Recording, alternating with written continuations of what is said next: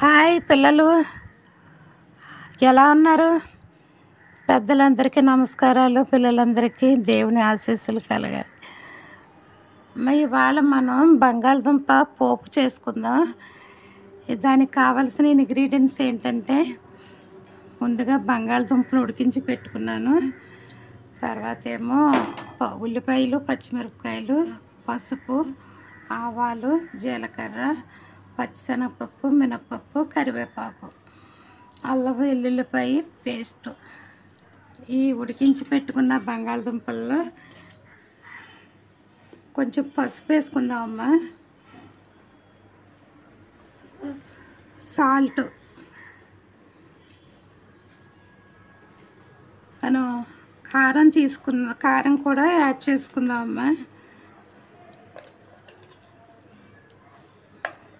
ఒకసారి చేతితోటి మనం ఇలాగా చిన్న చిన్న ముక్కలుగా చిదుపుకుందాం, ఇదంతా కలిసేలాగా.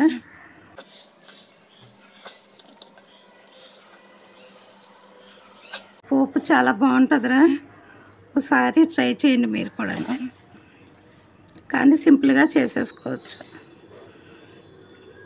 బియ్యం కడిగి పెట్టుకుని కాసేపులో పక్కన 2 బంగాళదుంపలు ఉడికించుకుంటే కుక్కర్లో పెట్టుకుని త్వరగా ఈజీగా మీకు బాక్సుల్లోకి, ఆఫీస్కి వెళ్ళే ఆడపిల్లలకి తొందరగా ఈ పోపు అయితే రెడీ అయిపోతుంది. మనం ఆయిల్ పోసుకుందాం. ఇందులో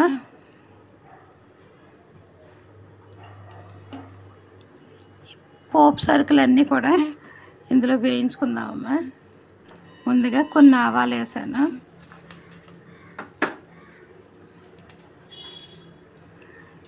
మినప్పప్పు, పచ్చిశనగపప్పు,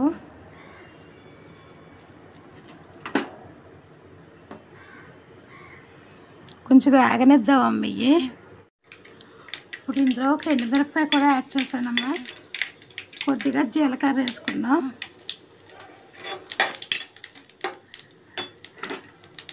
కరివేపాకు, ఉల్లిపాయ ముక్కలు వేస్తున్నాను.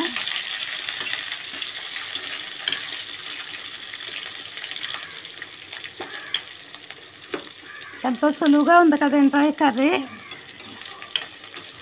పప్పుచారుల పక్కన, పప్పు పక్కన బాగుంటుంది రండి పిల్లలు. కొంచెం ఇది ఇప్పుడు మగ్గింది కదా ఉల్లిపాయ, మనం కొంచెం అల్లం వెల్లుల్లిపాయ పేస్ట్ యాడ్ చేసానమ్మా. ఫ్లేవర్ బాగుంటుంది.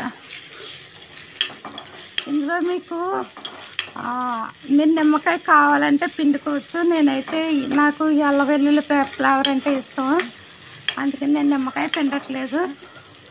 ఈ అల్లం వెల్లుల్లిపాయ పేస్ట్ కూడా మనకి నూనెలో మగ్గిపోయింది. మనం ఇప్పుడు బంగాళదుంప తయారు చేసి పెట్టుకున్నాం కదా, ఇందులో ఉప్పు, కారం, పసుపు అన్నీ వేసేసంట. దీన్ని మనం ఇందులో యాడ్ చేసుకుందాం.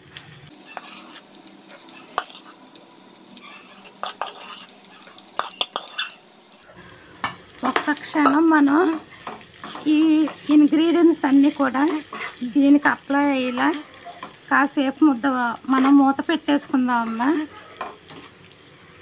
మనకి పోపు అయితే పర్ఫెక్ట్గా రెడీ అయిపోయిందమ్మా. ఇంకా నేను బౌల్లో తీసేసుకుంటాను. అమ్మ, మనకి బంగాళదుంప పోపు రెడీ అయిపోయిందిరా. వేడి వేడి అన్నంలో తింటే చాలా బాగుంటుంది.